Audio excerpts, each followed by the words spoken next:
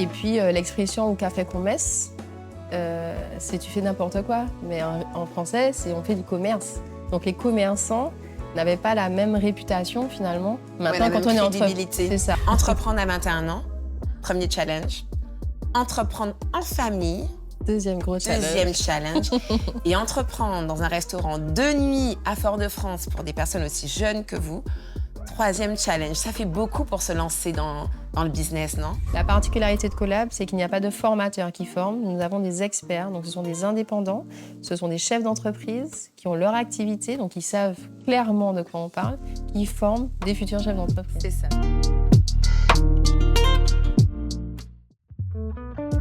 Entre confidence et écoute bienveillante, nos invités viennent tels qu'elles sont. Ici, on enlève ses chaussures et on ose se dévoiler en toute intimité. Bienvenue chez Telle Quelle. Bonsoir à toutes et à tous. Bonsoir Sarah. Bonsoir Caroline. Bienvenue chez Telle Quelle. Comment tu te sens? Ça va, pour le moment ça va.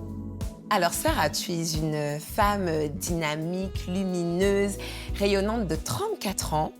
Tu as un parcours de vie plutôt similaire à quelqu'un de 50 ans, tellement tu as déjà fait des choses. Tu es passionnée d'entrepreneuriat sous toutes ses dimensions, et ça, on va le voir tout au long de l'émission. Mais avant, je pense que tu connais le rituel. On fait connaissance avec notre invité par un petit brise-glace qui est l'objet mystère. Alors, je pense que tu ne l'as pas oublié parce que j'ai vu plein de personnes essayer de le cacher derrière les coussins. Alors, j'ai hâte de le découvrir. J'ai envie de m'amuser un peu et essayer de le deviner. Alors, est-ce que c'est un objet en rapport avec ta grand-mère? Oui, effectivement. Non. Vraiment? Oui. Ok, j'ai gagné, je suis trop forte. Allez, on y va.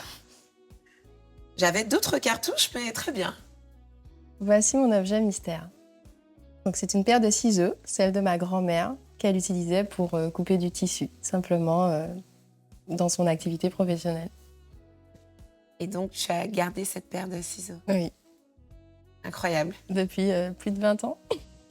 Ça se voit, elle est un peu abîmée. Mais oui, enfin, je veux dire, elle est authentique, là. Oui. C'est... Waouh. Et tu l'utilises parfois? Non, je la garde près de moi, en souvenir. Voilà, pour Elle me est chez rappeler. toi? Oui, elle est à la maison, ouais. Ok. Et ça te fait quoi enfin, quand tu vois cet objet, quand tu l'as entre les mains? Ben, c'est beaucoup d'émotions, ça me rappelle mon enfance. Ça me rappelle là où tout a commencé, on va dire ça comme ça. Et puis je la revois couper son tissu, la dentelle et tout. À l'époque, du coup, elle avait son magasin. Ouais. Alors, écoute, tu peux déposer donc l'objet juste derrière sur la petite console. Et ça tombe bien que tu en parles parce que je comptais, moi, en parler pour lancer l'émission. Très bien. Je l'ai dit, tu es passionnée d'entrepreneuriat et justement, alors Laurence, que vous surnommiez Valentine, C'est ça. n'y est pas pour rien. C'est elle qui a semé la graine du business, en fait, chez toi. C'est ça, sans m'en rendre compte, ouais. C'est ça. Alors, comment ça s'est passé? Parce que je crois que tu allais la voir régulièrement dans son... Elle avait un magasin de tissus, c'est ça? C'est ça, c'est-à-dire que ma grand-mère, donc à l'époque, était ce qu'on appelle échappée coulis. Donc c'est une Martiniquaise d'origine indienne qui habitait en commune simplement. Et elle a rencontré mon grand-père qui lui était syrien. Et donc le jour de la mort de son frère à ma grand-mère, elle descend en ville pour acheter une robe de deuil et elle tombe sur mon grand-père qui lui avait un magasin de tissus. Et coup de foudre, enfant, et je passe... Coup de foudre à Fort-de-France? C'est un peu ça. Et en 1959, elle ouvre son propre magasin. Donc... Alors là, je me pose une question. Donc ton grand-père avait déjà son business, pourquoi il n'a pas été travailler avec lui? Parce que je pense que ce n'était pas dans sa dynamique. Elle voulait avoir sa propre entreprise. C'est ça, c'est ça. C'est-à-dire qu'à l'époque, il n'y avait pas on ne mélangeait pas les communautés autant. Donc mon grand-père était dans une communauté syrienne, syro-libanaise, qui s'est implantée il y a quelques années en Martinique. Elle était d'origine indienne. Donc voilà, on avait plutôt, les familles avaient plutôt considéré qu'elle serait avec un Indien et mon grand-père avec une Syrienne. Elle n'a pas décidé que ça se laisse passer comme ça. Elle avait du caractère, ta grand-mère? Oui, vraiment. Donc, une fois qu'elle s'est mise en fait avec mon grand-père, voilà, elle s'y est mise pleinement. Ils ont aménagé ensemble, ils ont eu 2 enfants. Et en 1959, elle a eu son propre magasin. Elle voulait être indépendante. Je pense que c'est l'une des pionnières de l'entrepreneuriat féminin en Martinique. Il y a beaucoup de femmes à cette époque qui étaient très fortes et qui se sont lancées, mais ce n'était pas du tout comme maintenant quelque chose qu'on imagine facilement. Les familles étaient contre. On avait tendance à s'orienter plutôt vers le salariat pour les femmes. Et puis l'expression « au café qu'on messe », c'est tu fais n'importe quoi, mais en français, c'est on fait du commerce. Donc les commerçants n'avaient pas la même réputation finalement que maintenant. Maintenant, quand on est c'est ça, quand on est entrepreneur, quand on est commerçant maintenant, artisan, on a une légitimité sur la place, on a une légitimité dans l'économie, ce qui n'était pas le cas en 1959. Tout état de cause. Et en parlant de ça, tu n'as pas fait d'école de commerce. Pas du tout. Tu as une licence de psychologie, car exactement. oui, l'humain, c'est ta deuxième grande passion. C'est ça. Pourquoi ce choix à l'époque? Alors, la psychologie. Encore en lien avec ma grand-mère, que j'écoutais les clientes lui parlaient de leur vie, la commune, il s'est passé ci, un tel est décédé, un tel... C'est comme chez le coiffeur, en Exactement fait. ça. D'accord. Et du coup, il y avait une vraie dimension, il y avait un vrai échange. Je pense que ça a joué un petit peu. Bon, réellement, dans mes amitiés, dans ma vie personnelle, je suis très à l'écoute, je pense. Et effectivement, je me suis orientée vers un parcours plutôt autour de la psychologie. Mais j'ai très vite compris aussi que ça allait être difficile d'ouvrir un cabinet et d'écouter les gens avec des problématiques des fois très lourdes à aider tout au long d'une vie, quoi, en fait, simplement. Donc oui, c'est mon deuxième choix, on va dire ça comme ça. Mais effectivement, mes études m'ont montré à travers mes stages que voilà, c'était pas forcément ce qu'il me fallait. Le côté commerce, le côté entrepreneuriat, gestion me manquait du coup dans ma carrière. C'est ça. Et d'ailleurs, donc tu vas revenir en Martinique. Alors à 21 ans, avec ton frère, je crois qu'il avait 23 ans à l'époque. Exactement. Vous allez ouvrir un restaurant qui était très connu à l'époque, qui s'appelait le Midi Minuit, à Fort-de-France. Exact. Downtown, comme on dit. Alors là, il y a plusieurs questions qui se chamboulent dans ma tête. Entreprendre à 21 ans, premier challenge. Entreprendre en famille. Deuxième gros challenge. Deuxième challenge. Et entreprendre dans un restaurant de nuit à Fort-de-France pour des personnes aussi jeunes que vous. Troisième challenge. Ça fait beaucoup pour se lancer dans le business, non? Complètement. Ouais.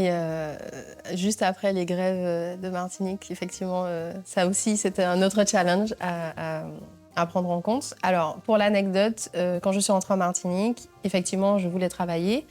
Mon frère aussi, donc mon frère, lui, était déjà dans une reprise d'activité. Donc, quand mes grands-parents sont décédés, mon frère a repris les magasins pour liquider simplement le tissu, puisqu'avec l'arrivée du prêt-à-porter, plus d'intérêt. Et effectivement, on a décidé d'ouvrir un magasin. Et pour l'anecdote, on ouvre le restaurant dans le magasin de ma grand-mère à l'époque. Donc, c'est le même emplacement. C'est le même emplacement, exactement. Donc, le même où j'ai passé mon enfance avec elle, donc à la rue Lamartine. Alors, je l'ai connu à l'époque, pour avoir... C'est ça. J'y étais plusieurs fois, c'était un restaurant très coté, il y avait beaucoup d'artistes qui allaient après les prestations, enfin, on en parlait beaucoup. Il y avait le chef Tamar, je crois, à l'époque également. Chef Tamar, exactement. 21 ans, ton frère 23 ans, il y avait 7 salariés. Exactement. Mais concrètement, comment c'est possible, Sarah? Alors, c'est très difficile. Déjà, travailler en famille, c'est compliqué, puisque l'affect, les sentiments rentrent en jeu, finalement. L'amour que je peux avoir pour mon frère et mon père aussi nous conseillait beaucoup, même s'il n'y travaillait pas. Et en plein centre-ville, à Fort-de-France, et on était plus jeunes que nos salariés.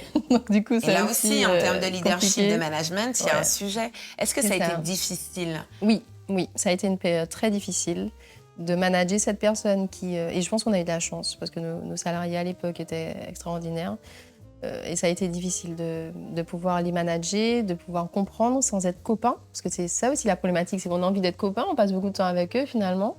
Hervé Tamar, qui est devenu un ami de la famille carrément, je pense, parce qu'il a suivi vraiment l'aventure avec nous.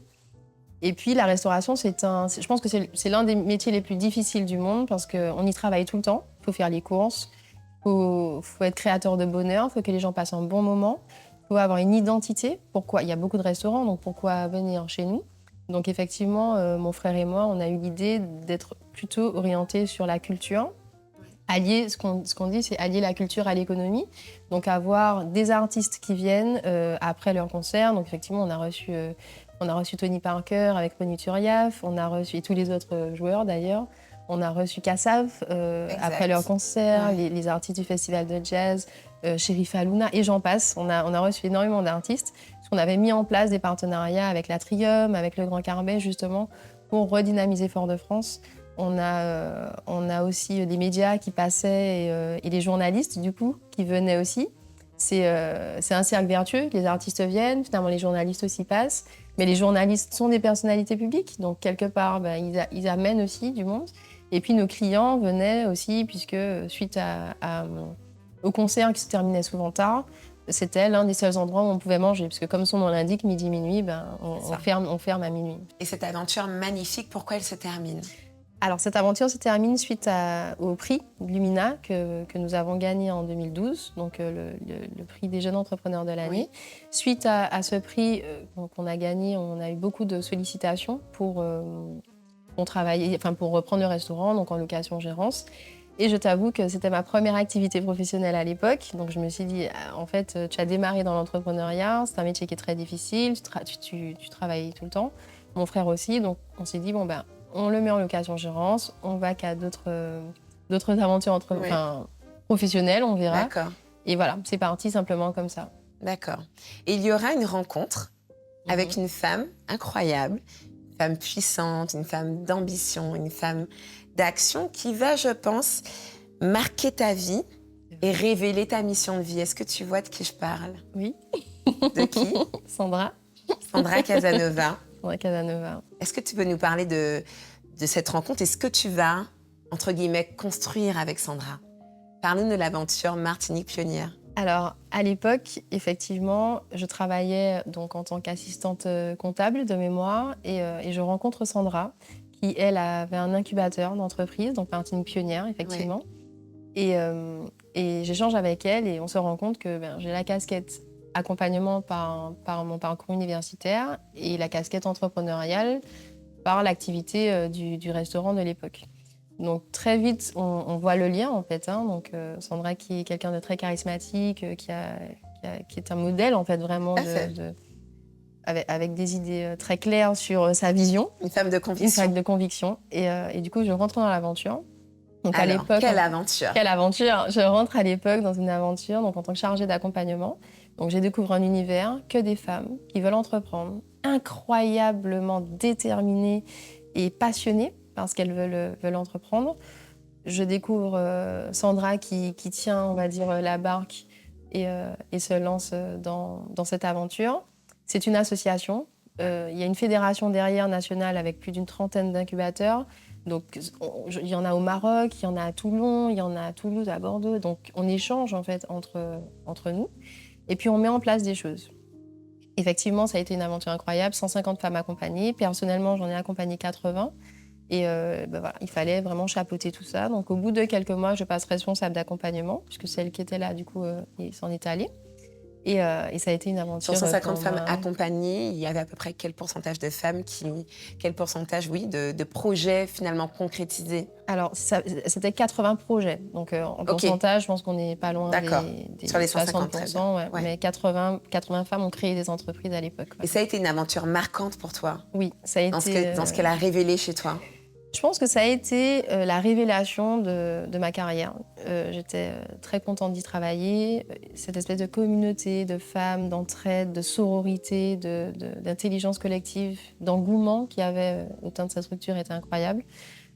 En même temps, j'étais jeune, puisque j'y ai travaillé en 2014 de mémoire, donc j'étais quand même assez jeune.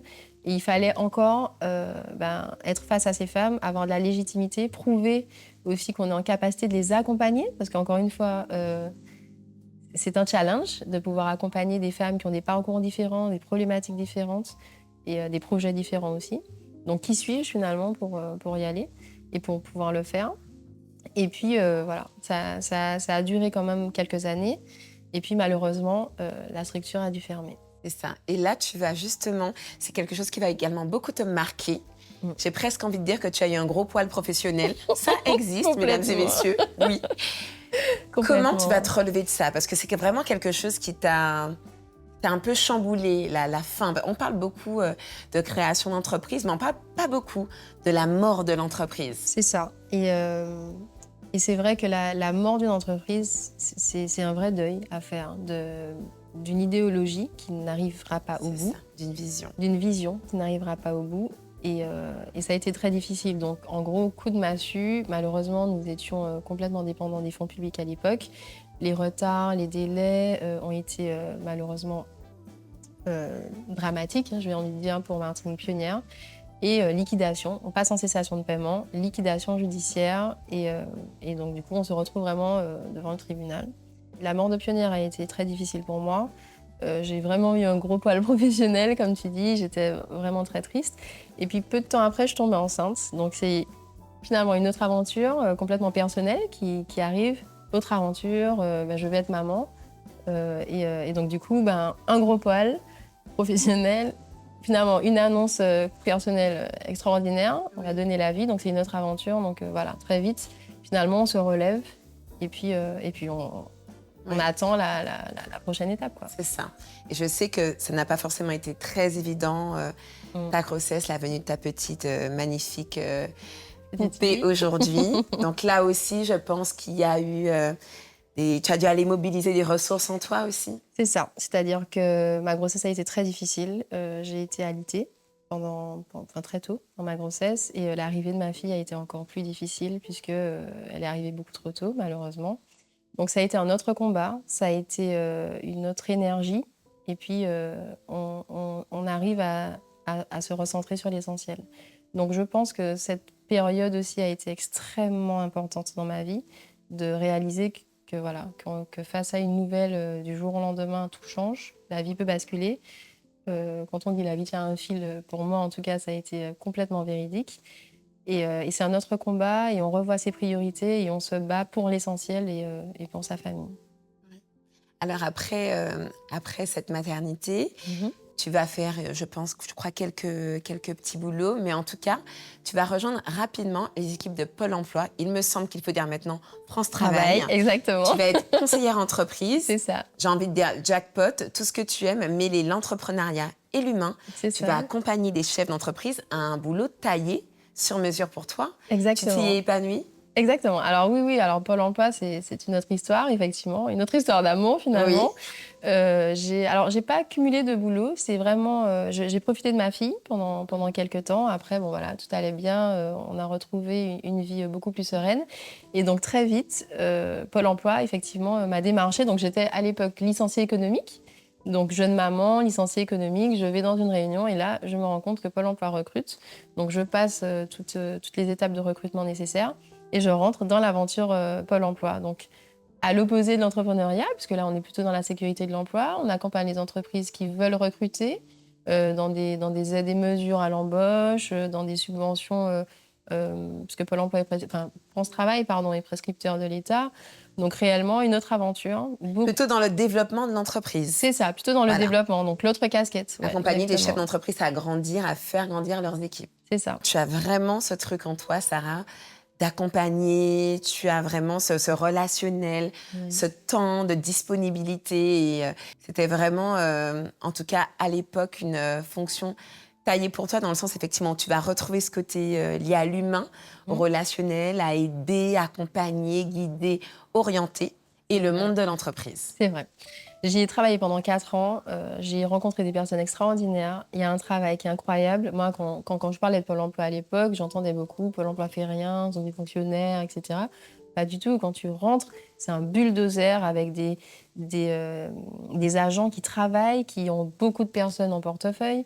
C'est valable et pour la partie entreprise et pour le volet demandeur d'emploi.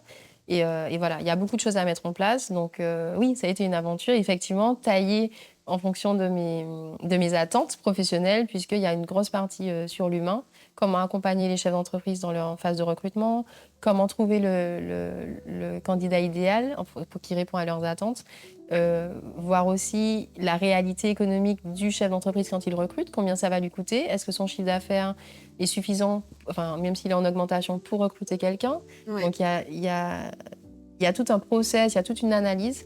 Et j'ai de la chance que j'ai pu être formée tout au long de ma carrière à Pôle emploi sur l'ingénierie de recrutement. Donc, toutes les phases de recrutement, la façon d'appréhender, la façon d'accompagner, c'était génial. Belle aventure. Une expérience qui va te servir puisque l'année dernière, donc en 2023, tu vas monter Collab FWI. C'est ça. Donc, un incubateur de projets porté essentiellement par des femmes. Exactement. Quelle est ton ambition avec cet incubateur? Alors, révolutionner le monde. Ouais, on sent que là, c'est waouh, les yeux qui brillent. Enfin, c'est un projet très, très important, très lourd à porter. Ah oui, oui. Je l'ai dit, tu n'as que 34 ans.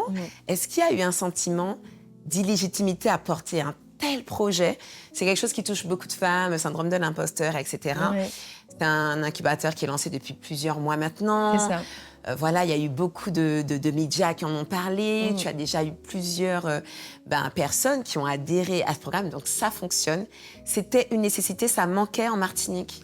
Oui, alors effectivement, aujourd'hui, quand on parle d'entrepreneuriat féminin, on a plusieurs associations. On a le réseau Lila, on a les Business Mams, on a les Premières aussi. Donc, il y a beaucoup de réseaux aujourd'hui qui s'occupent de l'entrepreneuriat féminin. Maintenant, oui, j'ai eu ce sentiment d'illégitimité. J'ai eu un gros coup de stress de me dire est-ce que je vais quitter la sécurité de l'emploi maintenant que je suis maman? On revoit aussi ses priorités.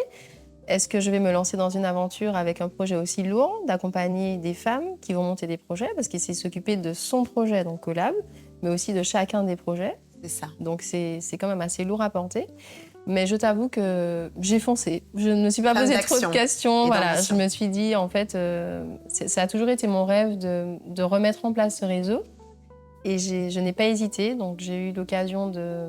En fait, j'y ai pensé depuis des années. Ça fait plus de 7 ans que je voulais monter Collab, avec un autre modèle économique, avec une autre façon de faire. La fédération, à l'époque, nous donnait beaucoup de directives, comment faire les formations ou autres. Maintenant, la réalité, c'est que les femmes en Martinique ont des problématiques différentes, ont des freins différents, ce qu'on appelle des freins périphériques différents. Et il faut le prendre en compte et adapter l'accompagnement en fonction de ces freins-là. Donc, voilà. Comment le projet a été accueilli? Est-ce que tu as eu du mal, je suis certaine que non, mais à faire adhérer des femmes? Est-ce qu'il y avait des femmes qui avaient des projets, qui avaient besoin d'un incubateur comme le tien? Est-ce que tu arrives à répondre à la demande? Et quels sont les premiers retours? Alors, Collab a été accueilli sur le marché les bras ouverts. Je t'avoue que je suis extrêmement reconnaissante. Tous les jours, je me dis merci à l'univers pour tout. J'espère que tu te dis merci à toi-même aussi. Oui, pas beaucoup, mais je pense qu'il faudrait. Je n'ai jamais gardé la confidentialité de ce projet. Ça fait des années que je dis je veux monter un projet, je veux être fondatrice du Collab. Le Collab porte bien son nom, c'est de la collaboration, c'est un laboratoire d'entrepreneuriat, c'est un coworking, enfin, ça veut dire beaucoup de choses. French West Indies veut dire aussi incubateur transfrontalier. Je n'ai pas l'intention de m'arrêter sur la Martinique non plus. Donc voilà, ça englobe beaucoup de choses. J'ai été très bien accueillie. J'ai accompagné, nous avons ouvert en juin 2023. Septembre, nous avons une dizaine de femmes qui intègrent le parcours. Donc on a tout un parcours, un parcours de recrutement et d'accompagnement. Et on finit l'année à 28 femmes. 28 femmes. 28 femmes, oui. Ce sont des sessions d'une certaine durée. Oui. Concrètement, comment ça se passe? Alors concrètement, elles rentrent dans un cursus. Donc en fait, elles arrivent en phase d'émergence d'idées. Donc elles ont une idée, on va travailler l'idée, on va passer à l'étude de marché, on va regarder si le marché est prêt, on va voir la faisabilité sur la partie financière.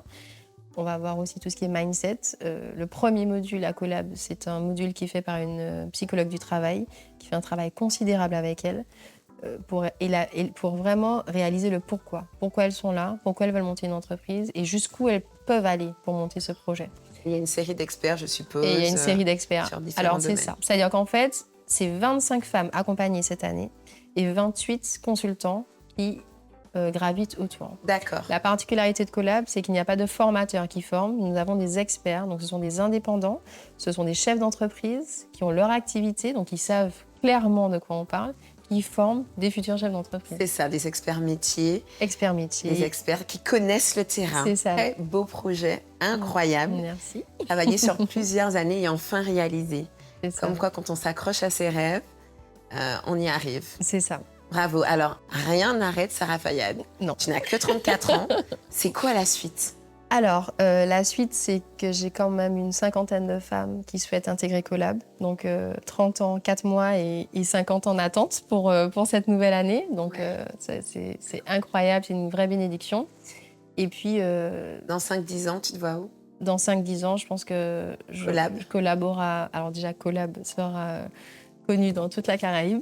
Plein de petits bébés Collab ou pas? Plein de petits bébés Collab. L'idée, en fait, c'est d'avoir le Collab qui sera implanté du coup à Saint-Martin, en Guadeloupe, pourquoi pas à Trinidad ou en Jamaïque, et créer des connexions avec la Caraïbe pour justement faciliter les projets, que les projets puissent émerger donc en Martinique, mais aussi puissent être explantés dans la Caraïbe. Merci pour ce témoignage très inspirant. Sarah, tu es vraiment le visage de cette jeunesse. Je sais que, oui, tu es jeune, pour moi tu as 34 ans, de cette jeunesse ambitieuse, travailleuse, qui prend des risques. Parce que ça va aussi avec, qui ose prendre des risques pour réaliser ses rêves. Merci beaucoup. On arrive déjà à la fin de l'émission. Je te remercie d'avoir accepté mon invitation. Je t'en prie. Merci à toi de m'avoir reçue. Et maintenant, on va manger. Merci, Karine. Oh baby, I love, I love, I love, I love, I love you. I love, I love, I love, I love, I love you. Baby, I love, I love, I love, I love, I love you. I love, I love, I love, I love, I love you. Je vais casser toutes mes montres, peu importe ce que ça va me coûter. Quand j'aime, le temps doit pas s'écouler.